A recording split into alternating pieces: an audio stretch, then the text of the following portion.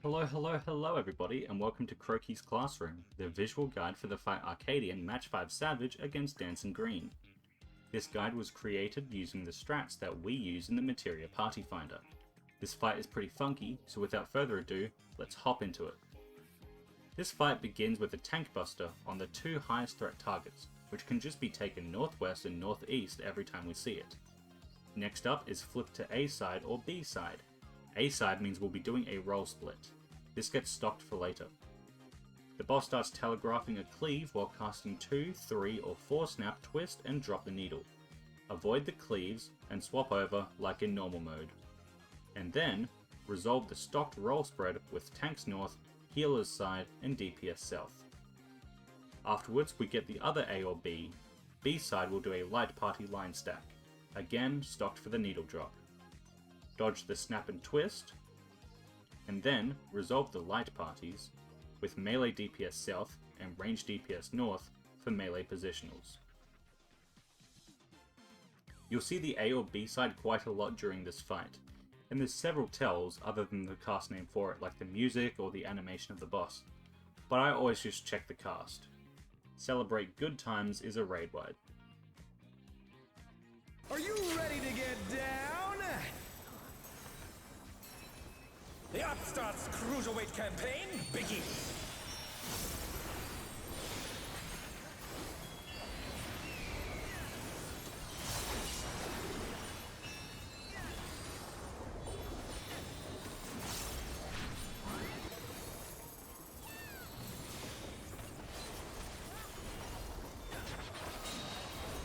Can you keep up with the rhythm?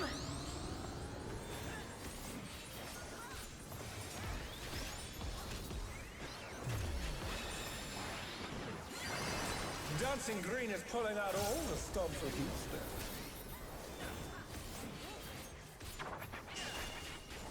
We're just getting started! Keep grooving, baby!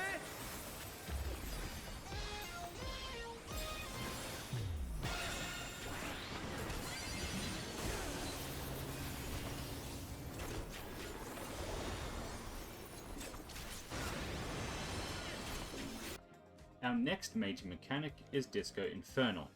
When the cast finishes, all players of one role will get either a long 30-second or short 22-second debuff. To cleanse this debuff, you need to be standing alone in a spotlight when it expires. The checkerboard dance floor danger spots appear, and some spotlights.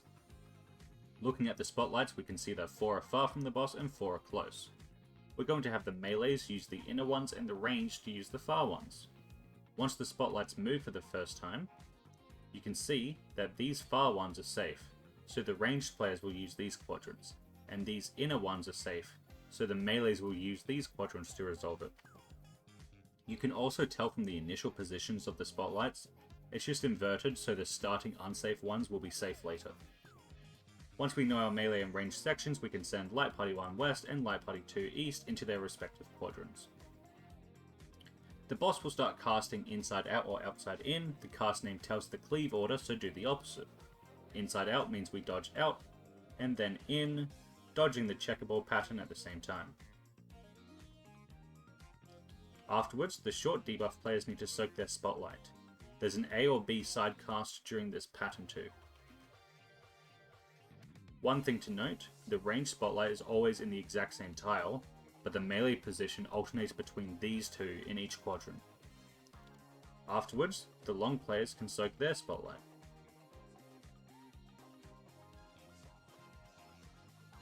Finally, we get a snap twist that will resolve the stocked A or B side.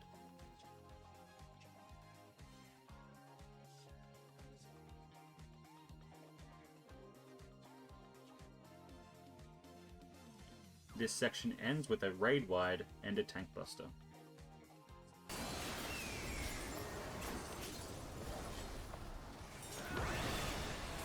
Bask in the spotlight and burn, baby, burn! An invitation to dance. How will the challenger respond?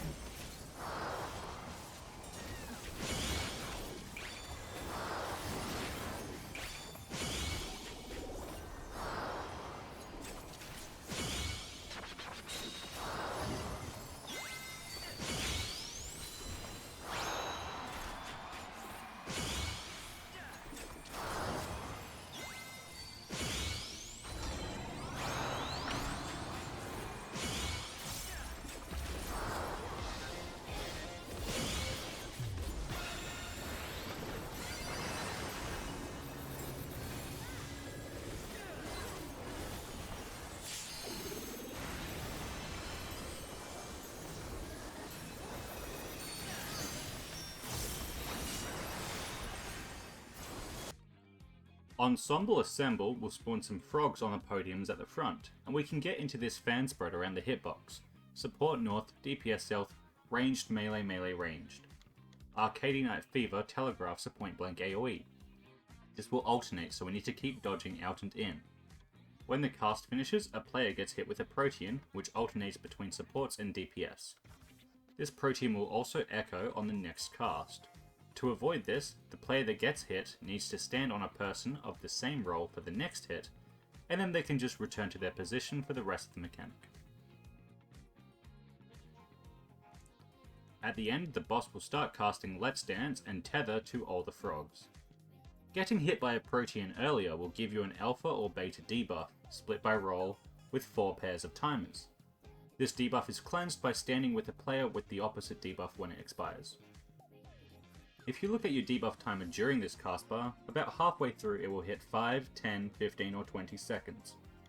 We're going to have players pair up in these rows based on their debuff timer. The frogs at the north are pointing in the direction of the next cleave, just like in normal mode, so we just keep hopping over the center line in our debuff pairs. If you did this whole mechanic without getting hit, you will get a 20-second perfect groove damage buff.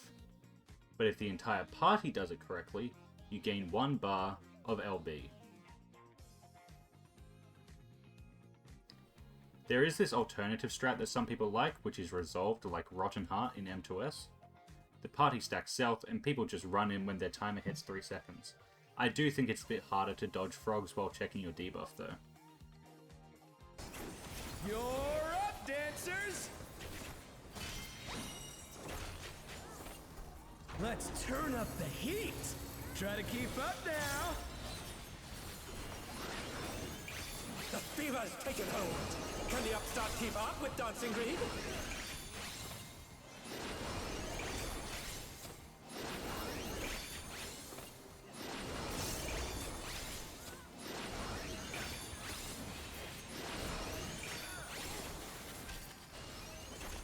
Dance like there's no tomorrow!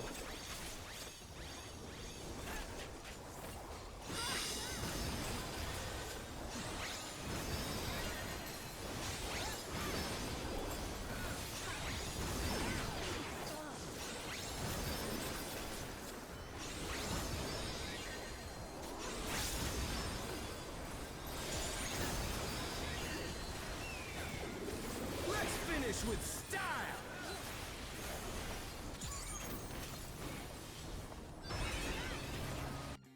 Next up, we get another stocked A or B side and then ride the waves. Here, you'll notice that one of the lines is in line with the boss and the other one is further away. We're going to have the melee player in the close line and the ranged in the far line, with Light Party 1 players a bit north and Light Party 2 a bit south. When the line starts moving, we get either a quarter or 8th beats cast. Quarter beats is DPS and support pairs, 8th beats is spreads, supports move out a bit further for this. Afterwards is another in-out or out-in. Followed up by a snap and the stocked A or B.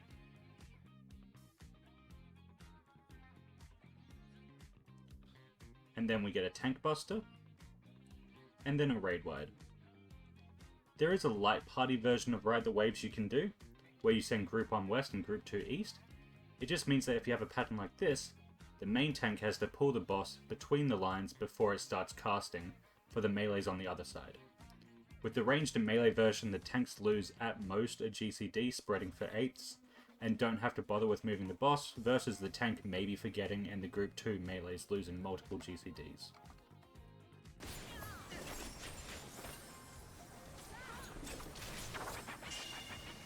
On the dance floor, everyone's a star!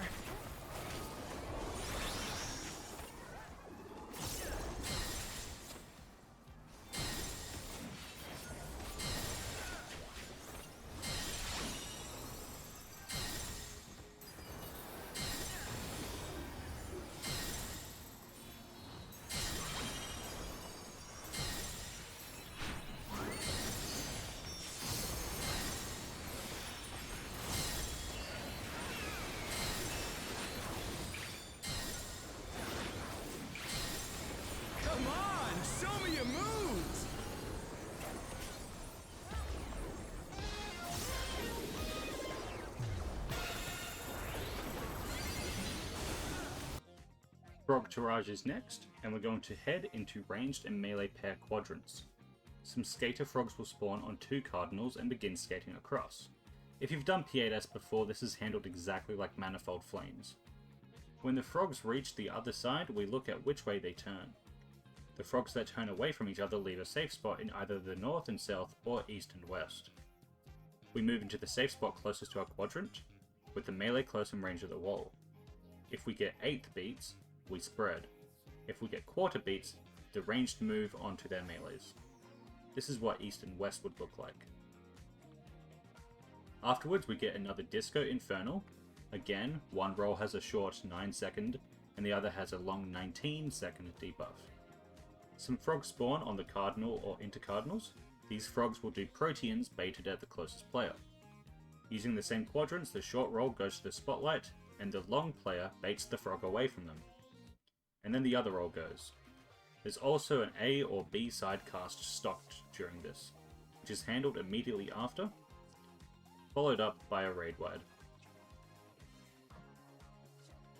Back to it, dancers!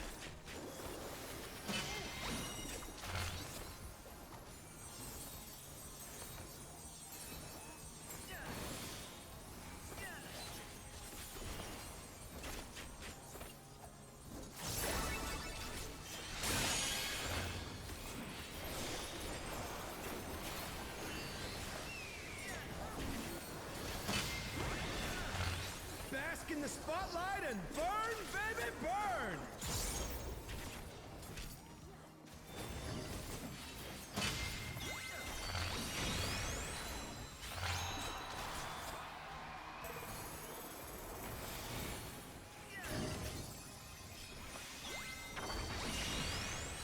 We're just getting started! Keep grooving, baby!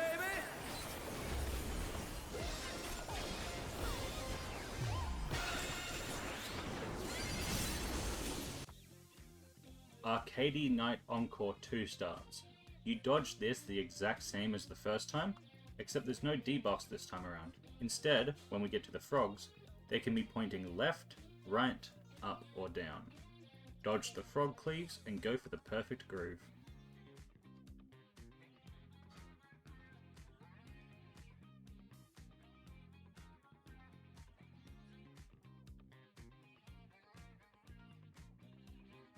It's like there's no tomorrow!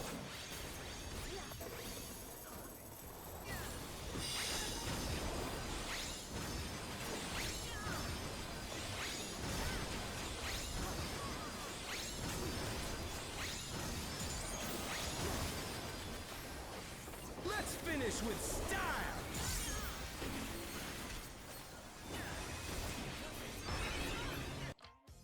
Frogtourage 2 will spawn 2 sets of 2 frogs telegraphing diagonal cleaves. Avoid the first set, and then the second set, and finally, the boss shows a left or right cleave to dodge 2. Some more skater frogs and protein frogs spawn. The supports are going to bait the frogs in their usual quadrant first, and then a DPS. There's 2 patterns the skater frogs can make. This one here leaves us inside. The non-baiting roll can stack up right in the middle. And then this one leaves us on the outside. And both patterns always happen, but in a random order. And they can be rotated to happen from the north to south instead. Afterwards is another group of cleave frogs, with a boss cleave at the same time, leaving one segment safe. This ends with a deep cut. You're up, dancers!